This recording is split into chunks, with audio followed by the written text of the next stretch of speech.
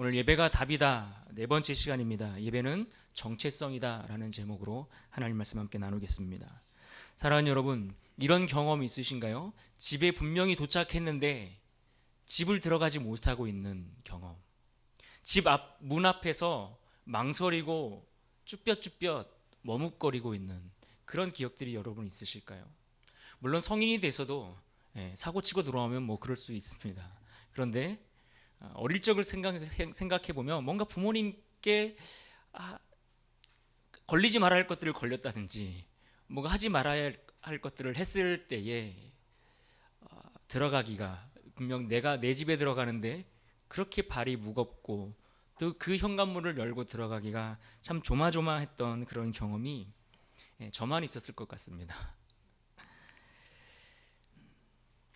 집에 들어가면 괜히 눈 마주치기가 부담스럽고 뭔가 설명해야 할 것들이 많을 것 같아서 잠시 그렇게 시간을 끌게 되는 일들이 실제로 살다 보면 종종 있을 겁니다. 아무도 아직 묻지도 않았는데 이미 마음속에 여러 가지 말들이 생각나고 막 복잡하게 그 이야기들이 떠올라 갈 때가 있습니다. 뭔가 묻지도 않았는데 내가 잘못했다고 이야기해야 될 것 같고, 사실 내가 그러려고 한 것이 아닌데 다 설명할 수 없는데 뭐 이런저런 미사오구를 붙여서 자신을 변명하려고 하는 때가 있습니다. 그런데 사실 우리가 집 앞에서 그렇게 우리를 멈추게 하는 것은 내 앞에 서 있는 그 단단한 현관문이 아니라 어쩌면 내가 나에 대해서 내린 나만의 결론 때문이 아닐까라는 생각을 해봅니다. 뭔가 나는 지금 이 집에 들어가기에 썩 좋은 상태가 아니라는 나 자신에 대한 나의 결론, 그것 때문이 아닐까라는 생각을 합니다. 그런데 이런 일들은 우리가 예배를 드리는 이 예배의 자리 속에서도 종종 일어나곤 합니다. 분명 예배 드리는 자리에 와 있는데 몸은 앉아 있는데 마음은 아직도 문 밖에 서 있는 것 같은 그런 느낌, 그러한 기분이 들 때가 있지는 않으신지요? 오늘 말씀, 오늘 본문은 바로 그런 사람의 이야기를 다루고 있습니다. 한 사람이 아버지께 오기는 왔는데, 분명 아버지께로 돌아왔는데 아들로 들어가지 못합니다. 아들로서 들어가지 못한 채 이런저런 이유가 또 변명까지 떠올려 가면서 늘어놓을 생각으로 이미 마음이 무겁고 혼란스럽고 마음이 참 분주하고 복잡한 그러한 상태로 머물거리고 있는 것입니다. 그리고 그 자리를 통해서 오늘 말씀은 우리가 드리고 있는 예배, 그 예배가 무엇인가에 대해서 우리에게 가르쳐 주고 있습니다. 우리는 오늘 본문의 이야기를 흔히 어떤 이야기로 기억하고 계십니까? 돌아온 탕자. 돌아온 아들이 집에 와서 회개했다, 회개하고 돌아왔다, 이 정도의 이야기로 우리는 기억하고 생각하기 쉽습니다. 그러나 예수님이 이 이야기를 비유로 말씀하신 목적은 따로 있습니다. 회개를 잘한 아들의 모범 사례를 우리에게 가르쳐주고 보여주기 위함이 아닙니다. 예수님은 이 이야기를 통해 아주 분명한 질문 하나에 답을 해주고 계시는데, 하나님께 가까이 나아올 수 있는 사람, 하나님께 가까이 나아갈 수 있는 사람은 과연 누구인가? 라는 이 물음에 답을 주기를 원하시는 것입니다. 여러분, 이 질문을 우리가 이해하려면 오늘 본문의 이야기가 어떤 배경 속에서 나왔는지를 살펴볼 필요가 있습니다. 누가복음 15장의 시작은 1절과 2절에서 이렇게 말씀하고 있습니다. 화면을 보고 같이 한번 읽겠습니다. 시작. 모든 세리와 죄인들이 말씀을 들으러 가까이 나아오니 바리새인과 서기관들이 수군거려 이르되 이 사람이 죄인을 영접하고 음식을 같이 먹는다 하더라. 아멘. 여기 보면 두 부류의 사람이 등장합니다. 첫 번째 부류는 세리와 죄인들입니다. 이 세리와 죄인들은 자기가 어떤 사람인지를 잘 알고 있습니다. 그들은 종교적으로 볼 때 그 종교의 어떤 테두리 주변부에 머물러 있는 사람들이었고, 사람들에게는 매국노 혹은 나쁜 놈이라는 손가락질을 당하며 너는 안 된다 라는 그러한 시선을 받아왔던 사람들입니다. 그러하기에 스스로도 어떻게 생각합니까? 나는 늘 자격이 없다라는 그런 생각, 그런 마음을 가지고 그런 감정을 느끼며 살아갔던 사람들입니다. 그런데 예수님은 그들이 다가왔는데 이들을 밀어내거나 밀치지 않으셨습니다. 모두가 그들은 안 된다라고 생각했지만 예수님의 생각은 달랐습니다. 오히려 그러하기에 이들은 예수님이 필요한 사람들이다 라고 주님은 생각하셨던 겁니다. 그래서 실제로 예수님은 그들과 함께 앉아서 먹고 마시며 교제를 나누고 있었던 겁니다. 그래서 그들은 그런 생각을 했을 것입니다. 내가 이분 앞에서만큼은 문 앞에 서 있지 않아도 되겠구나. 내가 이분 앞에서만큼은 내가 머뭇거리지 않고 더 깊이 더 안으로 들어가도 괜찮겠구나라는 생각을 그들은 했을 것입니다. 그들은 자기가 괜찮아서가 아니라 자기가 부족하다라는 것을 알았기 때문에 예수님께 가까이 나아간 사람들이었습니다. 또 다른 부류가 등장합니다. 어떤 부류입니까? 바로 바리새인과 서기관들입니다. 이 바리새인과 서기관들, 그들은 어땠을까요? 그들은 분명 도덕적으로 방탕한 사람들이 아니었습니다. 우리가 볼 때 그들은 참 바른 생활을 하는 사람들, 오히려 율법을 잘 지키려고 애를 썼고 율법의 지식도 많아서 늘 사람들에게 존경을 받는 위치에 있던 자들입니다. 하나님 나라에 들어갈 수 있는 자격이 있다면 그 자격의 1순위는 누구일까? 바로 이 바리새인과 서기관 같은 사람들, 아마 이들일 것이다 라고 사람들은 그렇게 당연시 여기고 생각을 했습니다. 그들이 보여주는 종교적 열심만 보더라도 정말 대단한 모습들을 가지고 보여주고 있었습니다. 그런데 이들은 세리와 죄인들이 예수님과 함께 하고 있는 그 장면을 목격하고 뭔가 불편해했다라는 겁니다. 왜 그랬을까요? 이유는 간단합니다. 그들은 하나님께 나아가는 기준, 그 기준을 은혜가 아닌 자격에 두고 있었기 때문에 그렇습니다. 뭔가 하나님 앞에 나아가려면 하나님이 값없이 주시는 은혜가 먼저가 아니라 마땅히 거기에 걸맞는 자격을 갖추어야 된다라는 생각을 했다라는 말입니다. 하나님이 거저 주시는 선물과 같은 은혜가 아니라 얼마나 율법을 잘 지켰는가, 얼마나 다른 사람들과 조금 구별됨이 다른 사람보다 더 나은 모습들이 있는가, 이러한 어떤 자격들을 갖추었는가 그렇지 못했는가를 하나님 앞에 나아가는 기준으로 보았다라는 말입니다. 그래서 이 기준에서 보면 세리와 죄인들은 애초에 하나님 나라의 문 앞에조차 서 있을 수 있는 자격조차 없는 그러한 사람들이었던 겁니다. 그래서 그들은 수군거렸습니다. 여기 올 수 있는 사람, 올 수 없는 사람들이 왔다라고 말하고 있는 겁니다. 그러니까 오늘 본문 누가복음 15장은 단순히 감동적인 가족 상봉의 이야기를 다루고 있다거나 어떤 회개에 대한 교훈과 가르침을 주기 위해서 우리에게 전해지는 말씀이 아니라는 것을 알 수 있습니다. 이 15장 전체를 관통하는 질문이 있다면 하나님 나라 그리고 예배의 자리 가운데 어떤 사람이 들어올 수 있고 나올 수 있는가라는 이 주제를 다루고 있다라는 이야기입니다. 이 질문에 답을 주기 위해서 오늘 예수님이 이야기를 하고 계시는 겁니다. 세 번째 이야기가 오늘 해당하는 본문의 이야기고, 오늘 우리가 같이 읽었던 그 말씀들은 그 세 번째 이야기 중에서도 가장 절정에 이르는 그러한 부분에 해당합니다. 오늘 본문 20절은 이렇게 시작합니다. 이에 일어나서 아버지께로 돌아가니라. 이 짧은 문장, 짧지만 이 문장 안에는 모든 긴장감이 이 안에 다 담겨 있는 것을 느낄 수가 있습니다. 이 사람은 집을 떠났다가 다시 돌아오고 있습니다. 분명 집으로 돌아오는데 그는 아들로서 돌아오고 있는 것이 아닙니다. 무슨 말입니까? 아버지 유산을 가져다가 다 탕진하고 그리고 돌아오는 길입니다.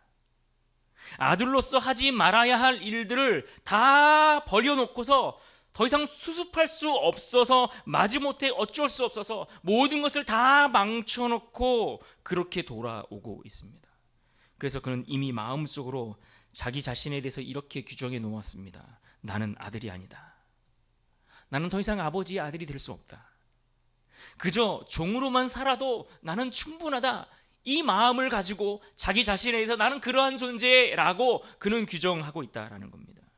그런 마음으로 집 앞까지 오기는 했지만 아직 그런 마음의 복잡한 상태 때문에 그 문을 넘지 못하고 있는 겁니다. 바로 이 지점에서 예수님은 우리에게 중요한 가르침 한 가지를 전해주고 있습니다. 예배가 무엇인가? 그리고 예배를 통해 나는 과연 어떻게 받아들여지는가? 우리는 예배를 통해서 어떻게 하나님 앞에 나아가고 어떻게 이 예배를 통해 하나님께 받아들여지는 존재가 될 것인가? 이것을 우리에게 가르쳐 주고 있습니다. 성도 여러분, 오늘 본문은 아주 단순한 행동 하나로 시작합니다. 이에 일어나 아버지께로 돌아가니라. 여기서 중요한 것은 그가 무엇을 들고 돌아왔는가 이것이 아닙니다. 그가 지금 손에 무엇을 가득 들고 아버지께로 돌아왔는가가 아니라 어디로 방향을 돌이키고 향했는가 이것이 중요한 겁니다. 성경은 말합니다. 그가 집으로 돌아왔다라고 말하지 않고 아버지께로 돌아왔다. 그를 집으로 돌아왔다고 표현하지 않고 아버지께로 돌아왔다라고 말하고 있습니다. 그렇습니다. 예배는 방향을 돌리는 일입니다. 우리의 삶의 방향을 돌이켜 누구에게로 향합니까? 하나님께로 향하는 일입니다. 우리의 아버지 되시는 하나님께로 나아가는 것, 그것이 바로 예배라는 가르침을 우리에게 전해주고 있습니다. 그래서 여러분, 예배는 우리가 어떤 상태로 오느냐보다 어디를 향해 나아가고 있는가, 이게 더 중요한 겁니다. 우리가 지금 내 상황이, 내 처지가, 내 모습이 얼마나 형편없는지 아니면 괜찮은지 그럴싸한지 이런 것이 중요한 것이 아니라 내가 지금 이 모습을 가지고서 누구에게로 향하고 있는가, 이것이 훨씬 더 중요한 문제라고요.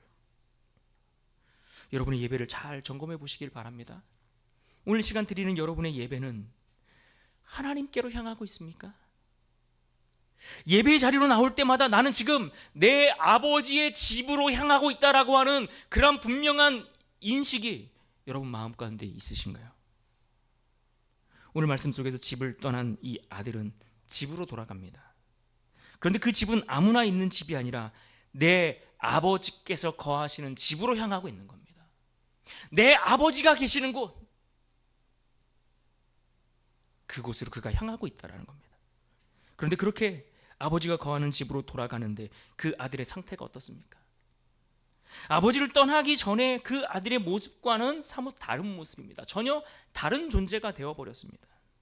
완전히 다른 모습으로 돌아오고 있습니다. 더 이상 아버지의 아들이라고 보기에는 부족한 모습들, 형편없는 모습들, 말도 안 되는 그러한 지저분한 모습들 그대로 가지고 그는 아버지께로 향하고 있습니다. 그는 실패했습니다. 재산을 탕진했습니다. 그것도 아버지가 살아있는데 그 유산을 가져다가 다 소진해 버렸습니다. 그나마 지금 자기의 처지를 아는 아들은 스스로 아들이 아니다라고 규정까지 하고 있습니다. 그래서 그는 이렇게 생각합니다. 아들로는 안 된다. 내가 아버지께 돌아가는데 아들로 돌아가는 건 안 되고 차라리 나를 종으로라도 받아주신다면 그것만으로 족하다라는 마음으로 가고 있는 겁니다. 그렇습니다. 여러분, 우리가 하나님 앞에 예배드리고 하나님께 나아가고자 할 때 언제나 사단은 우리에게 이와 같이 속삭이는 겁니다.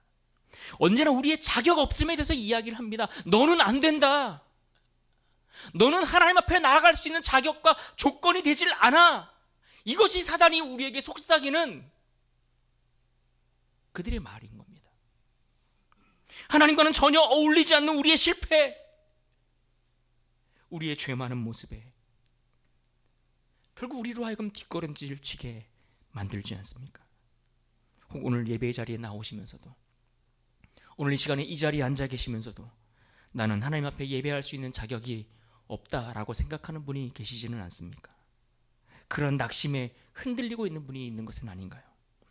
내 모습이 하나님 앞에 너무나 부끄럽고 스스로 안 된다라는 생각에 두려운 마음이 가득하신 그런 분이 계신 것은 아닙니까? 그러나 여러분 기억하십시오. 사단의 그 속삭이는 말에 귀를 닫으시고 그 음성에 속지 마시고 하나님이 나를 어떻게 부르고 계시는지, 하나님이 지금 나를 어떻게 인도하고 계시는지 그 부르심에 귀를 기울이실 수 있기를 주님의 이름으로 축복합니다. 여러분, 결국 죄가 우리에게 남기는 가장 깊은 상처는 무엇입니까?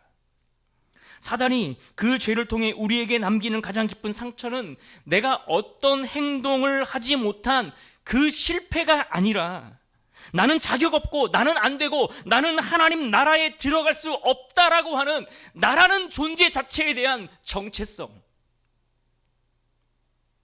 내가 누구인가에 대한, 하나님이 나를 어떻게 규정하시고 하나님이 나를 무엇이라 말씀하시는지 나라는 존재에 대한 그 정체성을 포기하게 만드는 일, 여러분 이것이 죄가 하는 일이고 죄의 결과고, 이것이 사단이 우리에게 늘 속삭이는 그들의, 우리를 속이는 말들입니다.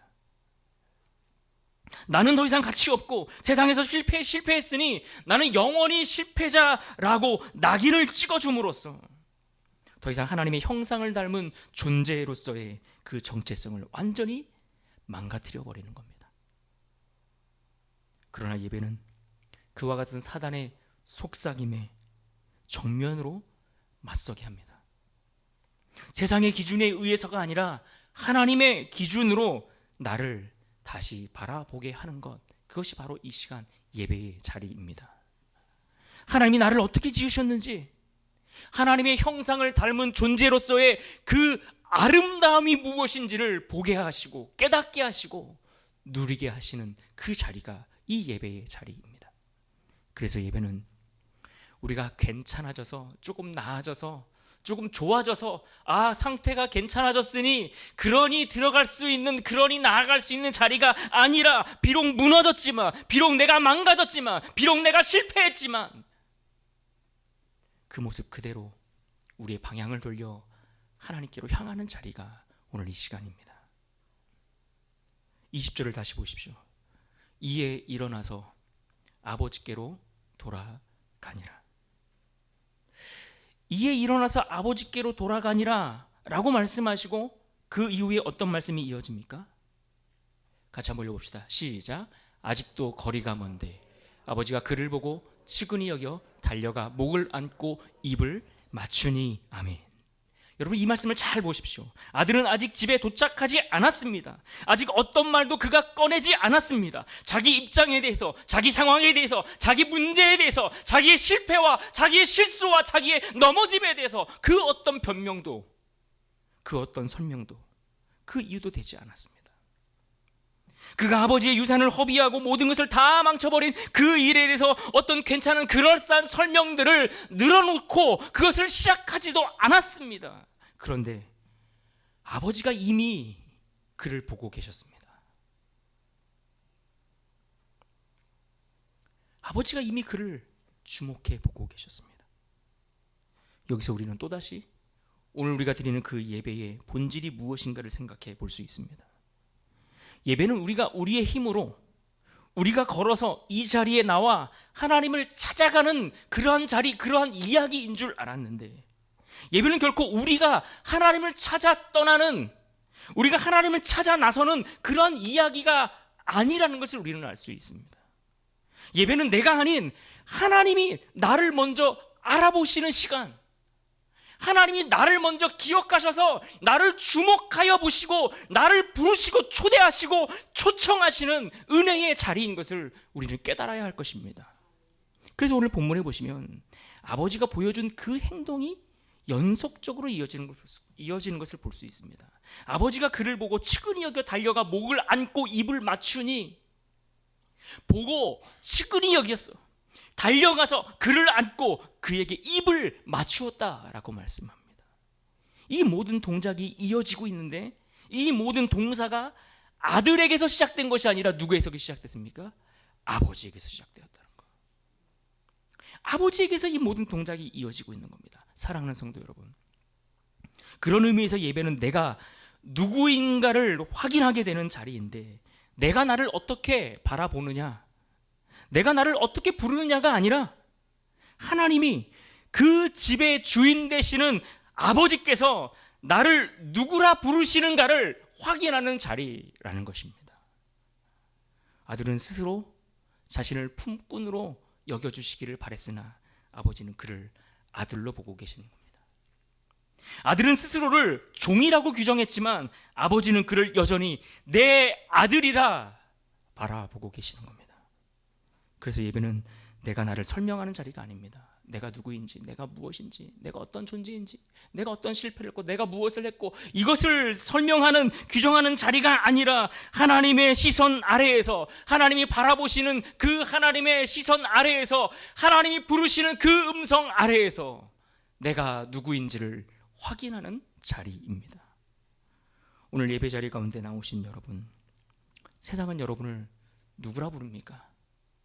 세상은 여러분을 어떤 존재로 바라보고 있습니까? 어떤 이들은 분명 세상에서 존귀한 자처럼 대접받는 이들도 있을 겁니다. 높은 자, 부유한 자, 존귀한 자, 칭찬받는 자라고 그렇게 박수 받는 이들이 있을지도 모르겠습니다. 그러나 어떤 이들은 세상에서 실패한 자, 어떤 사람은 세상에서 가능성이 없는 자, 이미 세상에서 너는 안 된다라고 낙인 찍혀서 그렇게 어쩔 수 없이 하루하루를 살아가야 하는 사람들도 있습니다. 그러나 내가 정말 누구인지를 정하는 것은 세상도 아니고 나도 아닙니다. 세상이 나를 무엇이라고 부르든, 내가 나를 어떻게 생각하든, 여러분, 그것이 나를 진짜로 규정하는 기준이 될 수 없습니다. 왜냐하면 세상이 나를 만들지 않았기 때문입니다. 내가 나를 만드는 것이 아니고 내가 내 인생을 책임질 수 있는 능력도 나한테 없기 때문에 그렇습니다. 내 인생을 만들지도 않았고 내 인생을 책임질 수 있는 능력도 없는 존재가 나를 규정할 수 있습니까? 그럴 수 없는 겁니다. 나를 규정할 수 있는 존재는 이 세상에 유일한 한 분입니다. 나를 지으시고 만드시고 이미 우리를 그 모태에서부터, 아니 그 이전부터 나를 향한 계획을 가지고 계시는, 그래서 우리를 이 땅에 인생 가운데 살도록 명령하시고 허락하신 그분, 나의 유일한 구원자 아버지 하나님 한 분이심을 여러분 기억하시길 바랍니다. 자기 형상대로 나를 지으신 하나님, 나를 위해 자기 독생자마저 아끼지 않으신 하나님, 그분이야말로 내가 누구인지를 말해줄 수 있는 유일한 분이시라는 것을 여러분 믿으셔야 합니다. 계속되는 말씀 22절로 가보겠습니다. 22절 함께 읽어볼까요? 시작.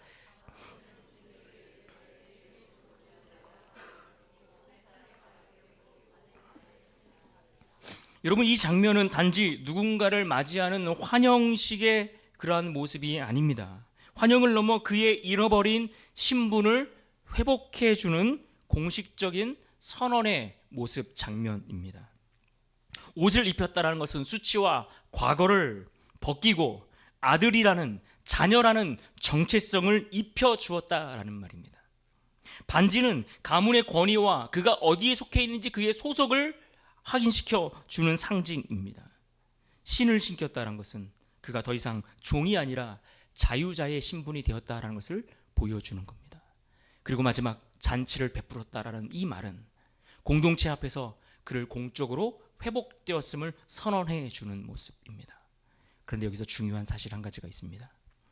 아버지는 지금 아들의 자기 고백, 아들이 자신을 어떻게 규정하고 생각하고 있는가, 그 자기 고백에 대해서 아버지가 정리해 주지 않았습니다.